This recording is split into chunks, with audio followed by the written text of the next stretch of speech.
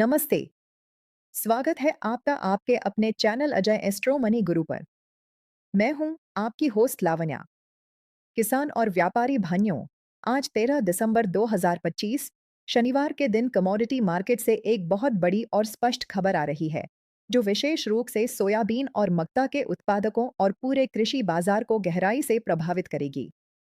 पिछले कुछ समय से भारत और अमेरिका के बीच द्विपक्षीय व्यापार समझौते को लेकर गहन वार्ता चल रही थी, जिसमें अब एक निर्णायक और महत्वपूर्ण मोड़ आ गया है।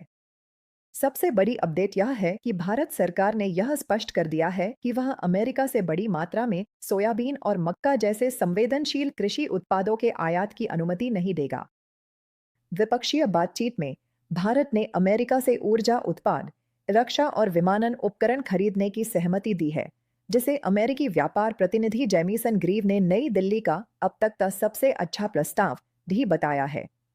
हालांकि जब बात भारत के कृषि क्षेत्र की आई, तो भारत ने अपनी लक्ष्मण रेखा स्पष्ट कर दी है। प्रधानमंत्री कार्यालय यानी पीएमओ ने वाणिज्य मंत्रालय को सख्त निर्देश दिए कि कोई भी ऐसा प्रस्ताव स्वीकार न किया जाए जो हमारे किसान भाइयों, मछुआरों और पशुपालकों के हितों को किसी भी प्रकार से नुकसान पहुंचाए। इसी कड़े रुख के तहत भारत ने अपने कृषि और डेयरी सेक्टर को अमेरिकी फसलों जैसे मक्का, सोयाबीन और कपास के लिए नहीं खोलने का दृढ़ निश्चय किया है। कृषि क्षेत्र पर इस कड़े रुख के कारण ही अमेरिकी व्यापार प्रतिनिधि ने भारत को मुश्किल चुनौती भी बताया।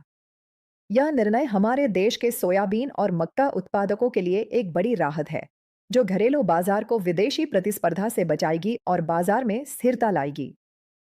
नमस्ते। स्वागत है आपका आपके अपने चैनल अजय एस्ट्रो मनी गुरु पर। मैं हूं आपकी होस्ट लावण्या। किसान और व्यापारी भाइयों, आज 13 दिसंबर 2025 शनिवार के दिन कमोडिटी मार्केट से एक बहुत बड़ी और स्पष्ट खबर आ रही है, जो विशेष रूप से सोयाबीन और मक्का के उत्पादकों और पूरे कृषि बाजार को गहराई से प्रभावित करेगी। इस समझौते के पहले चरण में भारत का मुख्य लक्ष्य अमेरिका द्वारा भारतीय वस्तुओं पर लगाए गए 50% दंडात्मक शुल्क को कम करवाना है।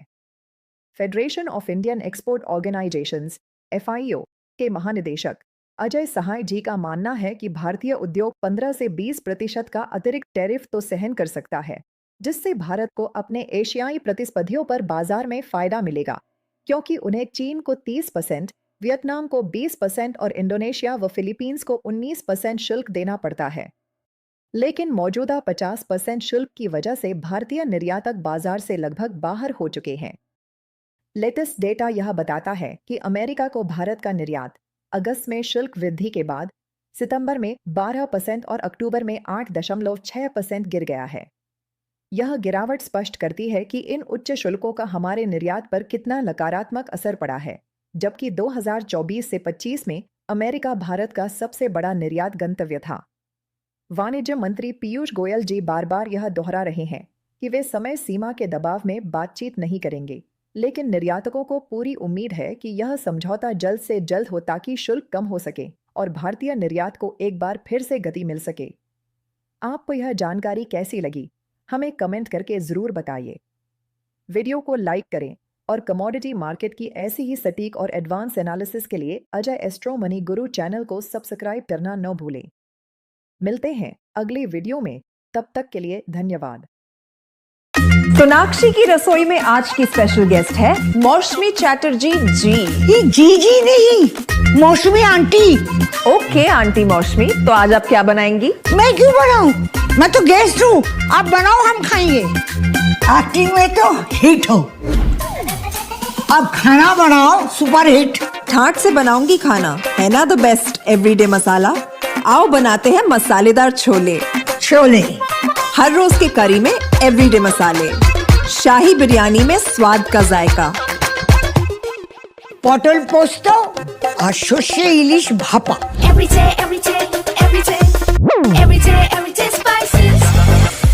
साफ मसाले, खुशबू और प्योर झाग, टेस्ट से भर दे हर जुबान पे स्वाद। एवरीडे मसाले, देश का स्वाद।